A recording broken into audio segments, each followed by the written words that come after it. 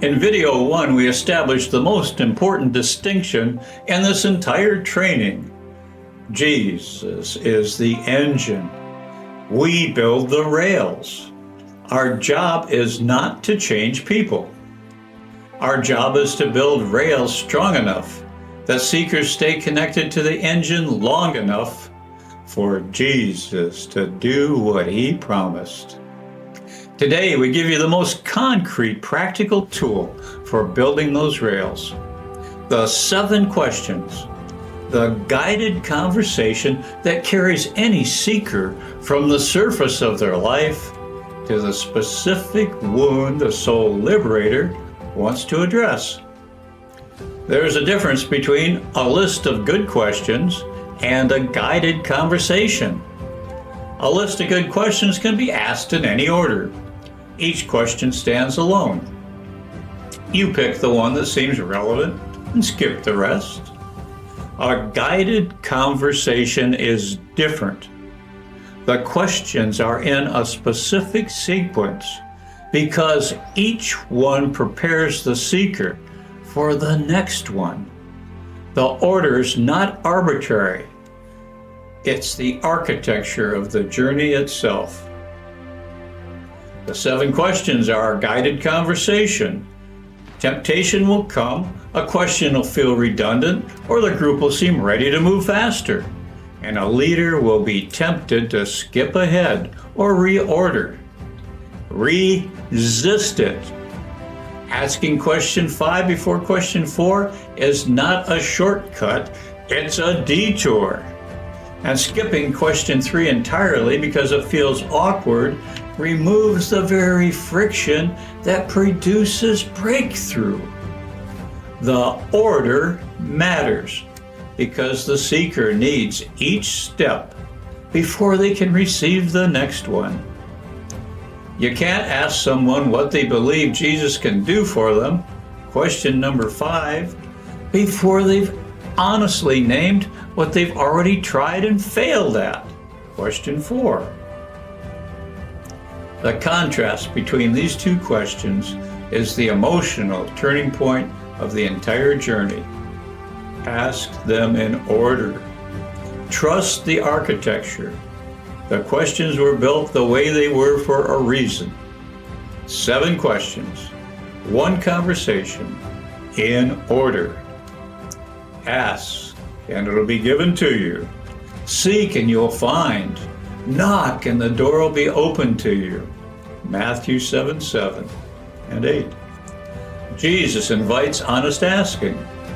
The 7 questions create the structure for a seeker to ask honestly of themselves and of Jesus, perhaps for the first time.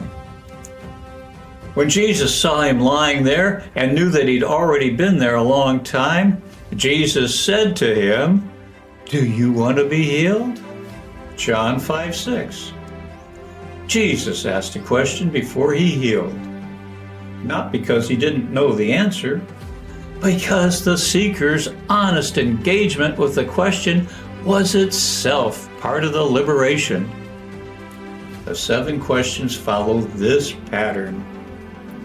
When the Spirit of truth comes, he'll guide you into all truth, John 16:13. The Spirit guides into truth. The 7 questions create the space for that to happen, drawing the seeker towards a specific truth their specific wound needs. 7 questions. I'll give you each one with 3 things. Its purpose, what to listen for in the answer, and your follow-up move as the pastor's servant leader guide. Question 1. When you imagine the life God originally designed for you, what does it look like? God's design opens the conversation at the level of longing, not problem. It awakens the sense of what was lost before naming what went wrong. Seekers who've never asked this question often pause for a long time, which is exactly right. Listen for the depth of the longing. A seeker who answers quickly and superficially may not have found the real answer yet. A seeker who pauses, looks away, or tears up is touching something real. Follow the emotion, not the words. And if the answer's thin, ask, take your time. What would it really look like in your relationships, in your daily life, in your inner world? If the answer is rich, receive it, affirm it, and move to question 2. Question 2. What's the biggest gap between that design and your life right now? Step 2 is the infection. Name the wound without requiring the seeker to frame it theologically. The gap between God's design and their current reality is a description of what sin's done, but in language they can access without theological training. Listen for the specific thing they name, not the category, the specific thing. A seeker who says, "I'm not the person I want to be," needs a gentle follow-up. A seeker who says, "I can't forgive my father," has given you a specific wound to bring to Jesus. If the answer is general, ask, "Can you say more about that? What does that look like specifically in your daily life?" The goal is a named wound, not a category. Question 3. How long have you been carrying this? This establishes the weight and the duration of the wound. A seeker who's carried something for 20 years needs to feel that weight and feel it acknowledged before moving forward. This question also reveals whether the wound is recent or deeply rooted. Listen for the emotion in the answer. "My whole life," said quietly and without effect, tells a different story than "my whole life," said with sudden tears. A later's a person touching the real weight of it for perhaps the first time. Receive the answer with warmth and without rushing. A brief pause and a simple, "That's a long time to carry this," is often the most pastoral thing you can say. Then move to question 4. What have you already tried to fix this? This surfaces the limits of self-effort before introducing the healer. This question creates the emotional setup for question 5. It gives the seeker full permission to name every method they've already exhausted. Willpower, counseling, prayer, accountability partners, everything. Listen for the exhaustion in the answer. A seeker who lists many things they've tried is a seeker who's ready to hear about a different kind of help. The more completely they've tried everything else, the more ready they are to truly receive Jesus as soul liberator. Don't comment on or evaluate what they list. Simply receive each item with a nod. When they finish, pause and then ask question 5. The silence between question 4 and question 5 is one of the most productive silences in the whole model. Don't fill it. Question 5. What do you believe Jesus can do for this specific wound? This is the emotional turning point of the entire conversation.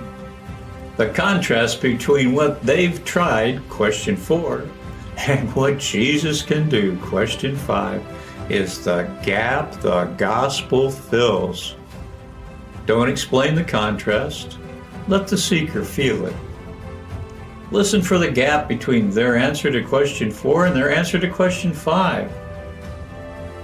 A seeker who answers question 5 tentatively or with qualifications, "I guess he could help," needs gentle encouragement to be more specific and more honest about their expectations. A seeker who answers confidently is ready to move to question 6. Now, if faith is thin, ask, what would you want him to do? What would you want Jesus to do, even if you're not sure he will? This moves them from current belief to honest desire, which is often where liberation begins. Never shame tentative faith. Question 6. Would you like to tell Jesus directly what you just told me? This moves the conversation from the seeker talking about Jesus to the seeker talking with Jesus. This is the most important transition in the entire guided conversation. Many seekers have never spoken with Jesus in their own words about their specific wound. Listen for their willingness and hesitation. Most seekers feel some hesitation here. They don't know what to say, or feel their words won't be enough. Normalize this. Mention, you don't need the right words, just say what's true. Create space for this to happen, silently or out loud depending on the setting and the seeker. If out loud in a small group, simply model the first sentence. You could start with something like, Jesus, I've been carrying this for, and I need you to, then step back and let them find their own words. Question 7. What's the one thing you'll do differently this week because of what happened here? This anchors the encounter in a specific, actionable next step. Liberation is not fully received until it begins to change daily life. This question converts an experience into a practice, and a practice into a new pattern over time. Listen for the specific answer.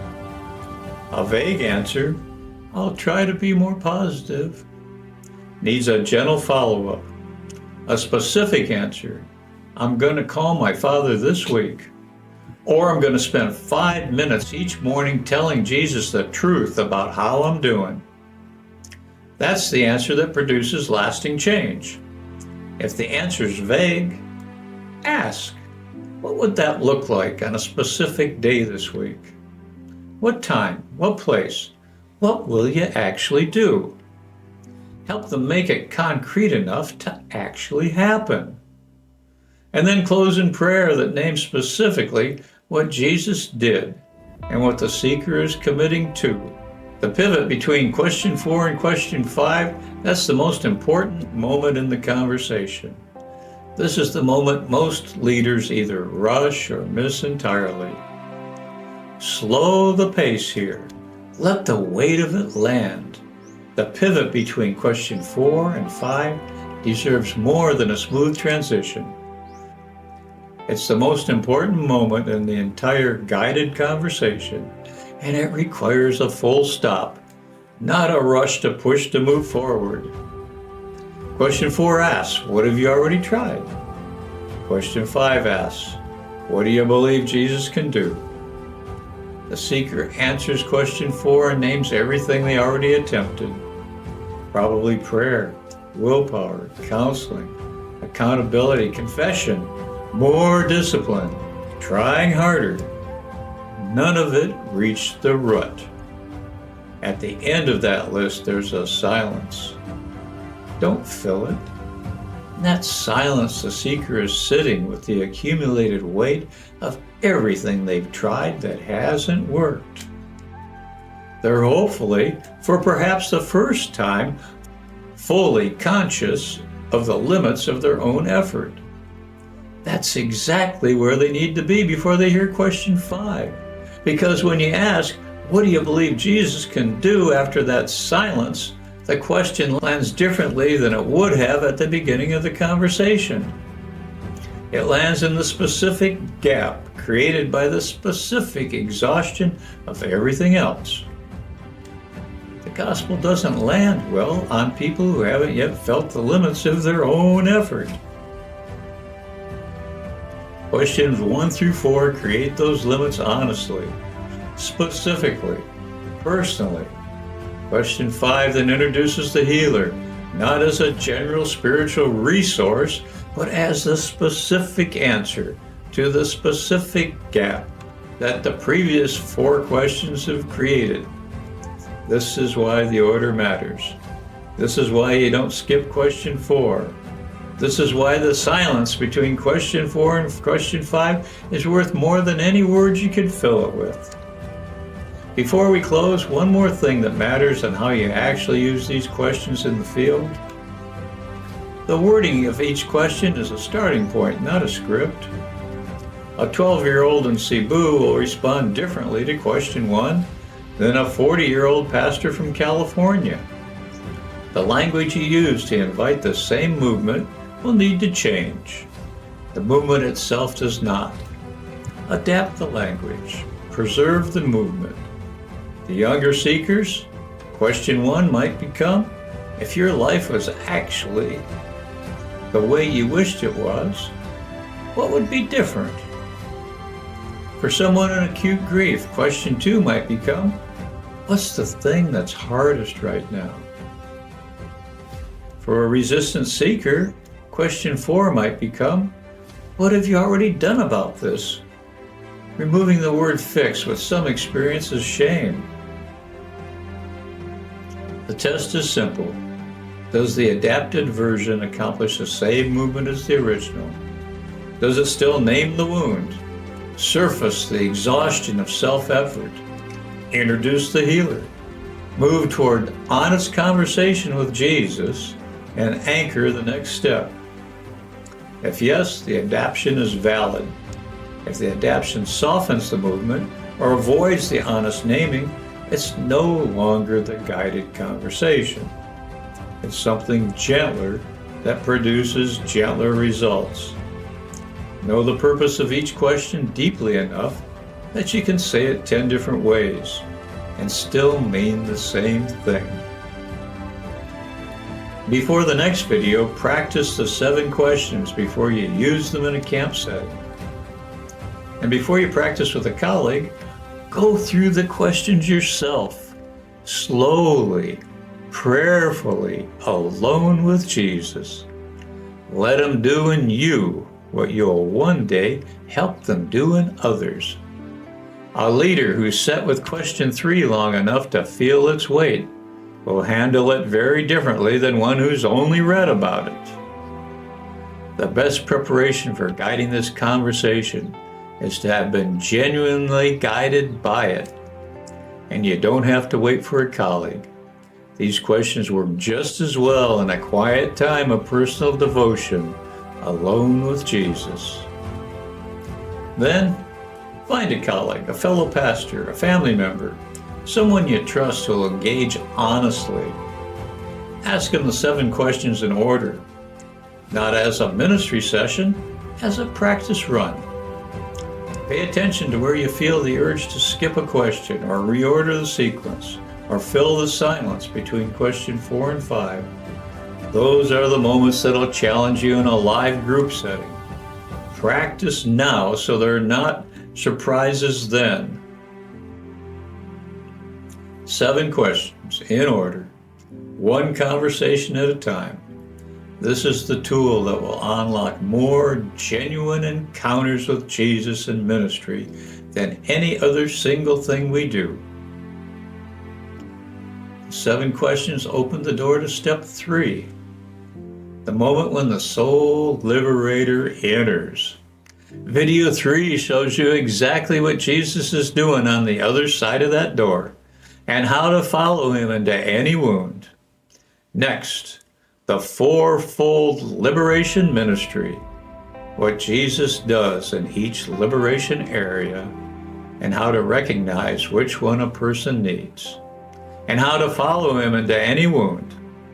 Let's work together with Jesus, fulfilling the Father's mission, blessing all people, one healed soul infection at a time. May our awesome sanctifier be with you until we meet again. I'm Pastor Keith Sharp, caretaker of Coastal Hope Retreat and Apollo, Taburan, Cebu, Philippines.